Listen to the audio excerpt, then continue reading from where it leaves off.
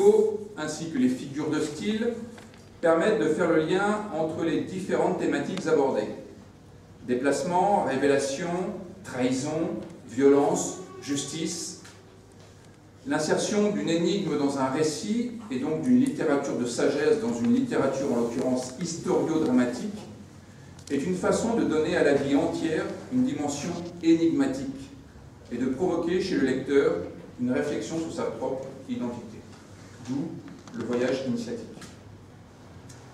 Sur le plan théologique, l'Éternel, c'est comme cela que je prononce le tétragramme, est très peu présent, mais il inspire Samson dans sa colère. Faut-il en conclure que l'Éternel soutient le déchaînement de la violence, qu'il agrée cette forme surprenante de la justice? Rappelons-nous que le texte revêt un caractère fictif et que la mise à mort de 30 hommes d'Ashkelon est symbolique. L'Éternel ne désire pas la vengeance et la mort des innocents. Et c'est bien pour cela que je considère que Samson est en déclin, en chute. Chute sans doute nécessaire à la révélation, dans la seconde partie du chapitre. Mais ce symbole de la mise à mort des 30 hommes d'Ashkelon exprime combien il sera douloureux pour les traîtres de parvenir à leur fin, car cela provoquera la mort insoutenable de leurs frères innocents.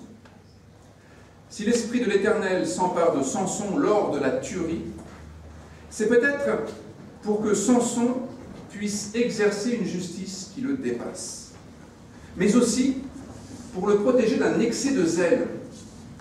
L'inspiration divine, plutôt que de déchaîner la violence de Samson, viendrait ici la contenir. Lors de la progression en Dodane, c'est une ligne qu'il repère, une sorte d'ascension et de chute dans ce chapitre 14. Lors de la progression en Dodane, nous avions remarqué que la seconde partie du récit, durant laquelle Samson est violent, correspond à une dynamique du déclin, de chute, ce qui concorderait avec une lecture non violente de Juge 14. Samson n'est plus maître de lui-même, la situation lui impose la fureur et c'est regrettable. L'Esprit de l'Éternel s'empare-t-il de Samson pour lui donner la force de tuer 30 hommes d'Ashkelon, pour démontrer par la mort des innocents combien la trahison est dangereuse et ses conséquences terribles?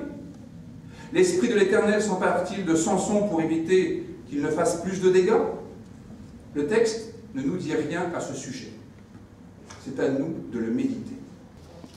Le texte est d'une actualité accrue dans un temps où, à tous les niveaux, la corruption et l'individualisme s'étendent. Le sentiment d'injustice et d'abandon sont en partie en cause dans le succès de ces comportements dévastateurs. La solution envisagée par les auteurs, c'est de motiver le peuple à trouver les moyens de sa justice dans la bienveillante inspiration divine. Samson est à l'image du peuple, enragé, qui lutte pour accéder à sa liberté. Il nous montre que le chemin est semé d'embûches, mais que c'est la persévérance et le maintien de l'intégrité qui dégagent le terrain pour l'exercice de la justice. Et voici comment Éric boucle la boucle, nous la gerbe. Samson est l'exemple parfait de l'ambition de l'existence juste malgré les faiblesses.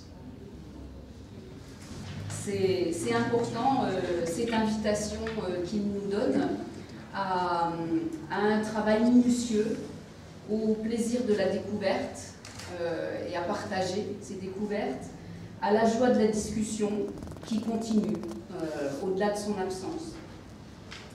Et ça, rien ne peut détruire ce geste-là.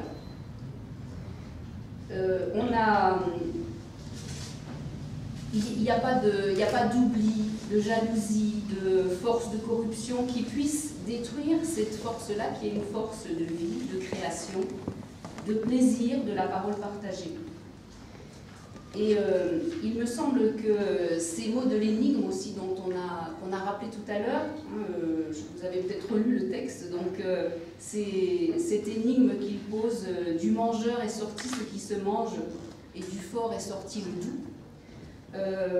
Ça dit aussi, dans ce contexte, me semble-t-il, que ceux qui croient pouvoir avaler, manger, détruire ceux qui s'opposent à leur désir de toute puissance, préparent en fait un terreau fertile qui produira ce qui va les dépasser et qui nourrira leur perte et ouvrira d'autres horizons.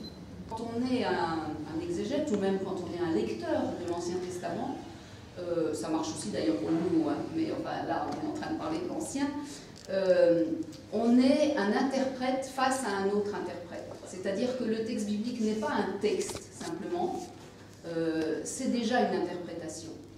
Et donc on va comparer notre interprétation à une interprétation qui nous est donnée. Et c'est donc un travail de débat, de discussion, d'interaction qui va se produire là. Et puis, ce que disait aussi Eric d'ailleurs dans la petite vidéo qu'on a vue tout à l'heure, c'est qu'il n'y a pas de théologie qui ne soit pas contextuelle. Bon, effectivement, on a cru pendant longtemps, enfin ça arrangeait un certain nombre de gens de penser qu'il y avait une théologie, qui était la vraie théologie, qui était en général d'ailleurs européenne, classique, etc. Et puis il y avait des théologies contextuelles qui s'occupaient des peuples émergents, des femmes, des Indiens, de tout ce qu'on peut imaginer comme autre sujet, hein, qui ne soit pas des blancs européens. Mais aujourd'hui, vraiment, ça devient de plus en plus difficile de continuer à avoir cette posture. Et donc l'idée que toutes les théologies sont contextuelles et que dans une méthode d'exégèse, il va falloir prendre ça en compte, c'est tout à fait important. Il propose donc une approche scientifique, un travail académique, universitaire, effectivement assez lié à ce qu'on peut trouver à la faculté de Strasbourg. Et par exemple, j'ai la même réticence sur l'interdiction de l'humour dans le travail. Ça, je pense que ça n'est pas obligatoire. Moi, je serais plutôt pour l'inclure. Mais en tout cas, c'est cette approche scientifique absolument fondamentale aujourd'hui. Hein, c'est-à-dire de pouvoir... une approche scientifique, c'est une approche qui se donne des cadres, qui utilise, qui fait appel à plusieurs disciplines. Hein. Dans l'Ancien Testament, on va avoir on va travailler en littérature, on va travailler en archéologie, on va travailler en sociologie. Enfin, il y a plusieurs champs qui sont utilisés, mais qui sont justement à chaque fois des champs qui sont délimités avec des outils, avec des données, des connaissances. Et ça permet d'avoir des hypothèses, des doutes, des contradictions, des tentatives de preuves, de démonstration. Et ça, c'est absolument fondamental pour que la théologie soit quelque chose de vivant et ne soit pas soit simplement un patrimoine, ni quelque chose qui va être tombé comme une pierre et sur lequel on n'a pas d'influence. Cette revendication de l'approche scientifique me semble tout à fait importante. Avec trois verbes, je vous disais, j'y arrive, chercher. Quand on travaille un texte biblique, on cherche. C'est-à-dire, si on arrive devant le texte biblique en sachant des âges qu'on va y trouver, c'est pas tellement intéressant. L'intérêt, c'est de chercher, de voir de quoi le texte est fait, à quelles préoccupations il répond. C'est-à-dire qu'on n'est pas dans l'idée d'une science qui vient légitimer nos convictions. Donc chercher, transmettre, ça aussi c'est un verbe absolument fondamental, transmettre des connaissances, des méthodes, mais tout en les renouvelant en permanence. Parce que chaque fois, il y a des connaissances et des méthodes qui arrivent et qui font le lien avec d'autres choses qui ont été dites avant, mais qui permettent de faire un pas de plus et d'aller plus loin. Et tout ça permet justement de transmettre ce savoir, mais qui n'est pas simplement un patrimoine, un savoir, mais qui va devenir aussi quelque chose qui va aider à vivre. Et ça, c'est la deuxième proposition qu'il donne aussi dans la partie théorique, ce qu'il appelle une ouverture spirituelle.